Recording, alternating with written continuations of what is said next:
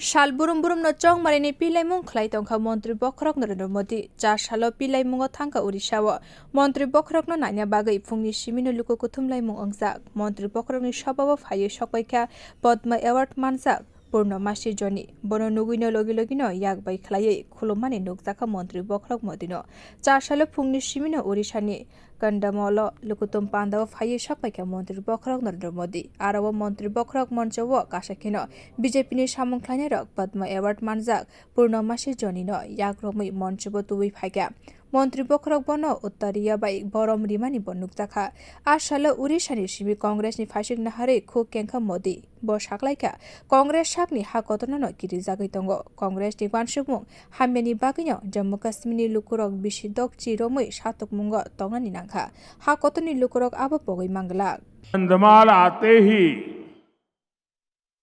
मुझे ऐसे आशीर्वाद मिले हैं जो मैं जीवन भर भूल नहीं सकता हूं।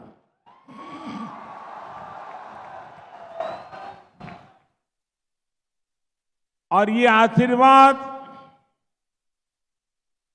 पूरे देश में क्या परिवर्तन आ रहा है, कैसा परिवर्तन आ रहा है, उसका एक साक्षात उदाहरण है। एक माताजी ने आकर के मेरा स्वागत सम्मान किया। जब मैंने उनके विषय में जाना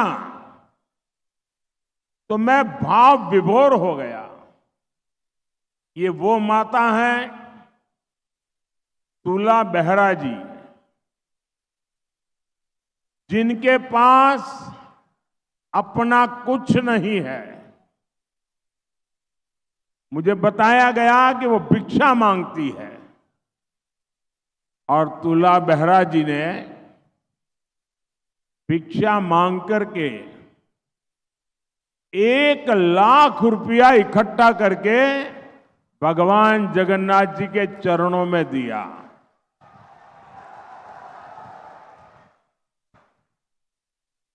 खुद को मैंने पूछा कोई जरूरत है क्या, आप कुछ चाहती हो क्या? नहीं, बोले बस जगन्नाथ जी का आशीर्वाद चाहिए। ऐसा जिनका पवित्र मन है, ऐसा जिनका त्यागपूर्ण जीवन है, ऐसी मां मुझ जैसे बेटे को आशीर्वाद देने के लिए आ जाएं, फिर तो मुझे लगता है पूरे कंधमाल के आशीर्वाद, पूरे उड़ीसा के आशीर्वाद मेरे साथ है। साथियों, एक वो दिन था जब भारत ने दुनिया को अपने सामर्थ्य का परिचय करवाया था और दूसरी तरफ एक कांग्रेस की सोच, कांग्रेस बार बार अपने ही देश को डराने की कोशिश करती है।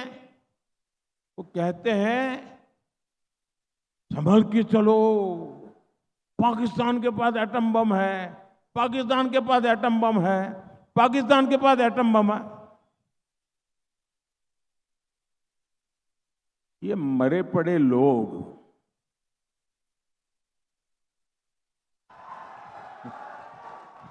ये देश के मन को भी मार रहे हैं जी। और कांग्रेस का हमेशा ऐसा ही रवैया है। ये जो पाकिस्तान के बम बम बम की बातें करते हैं ना, आज तो पाकिस्तान का हालात ये है कि बम को संभालना कहां, वो भी उसके बस का रोग नहीं है। अब तो वो बम बेचने के लिए निकले हैं, कोई खरीदने वाला मिल जाए। और लोगों को मालूम है क्वालिटी में दम नहीं है, वो माल भी बिकता नहीं है। भाइयों बहनों, कांग्रेस के इसी कमजोर रवैये के कारण जम्मू कश्मीर के लोगों ने 60 साल तक आतंक भुगता है। देश ने कितने ही आतंकी हमले झेले हैं, देश भूल नहीं सकता कि आतंकियों को सबक सिखाने के बजाय ये लोग आतंकी संगठनों के साथ बैठकें करते थे। 26/11 के मुंबई के भयंकर आतंकी हमले के बाद इन लोगों की हिम्मत नहीं पड़ी कि आतंक के सरपरस्तों को पर उन पर कार्रवाई करें। और क्यों? क्योंकि कांग्रेस को, इंडी गठबंधन को लगता था कि अगर हम कार्रवाई करेंगे तो हमारा वोट बैंक नाराज हो जाएगा। मैं आज कांग्रेस को 2 टूक कहूंगा। भारत का मुसलमान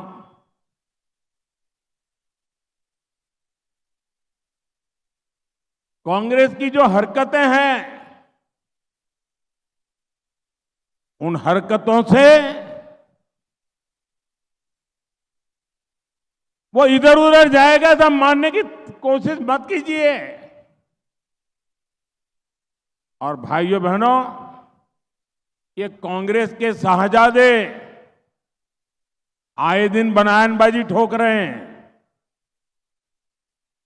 आप उनके 2014 के चुनाव के भाषण देख लीजिए, 2019 के चुनाव भाषण देख लीजिए और 2024 के चुनावी भाषण देख लीजिए। वो ही स्क्रिप्ट पढ़ते जा रहे हैं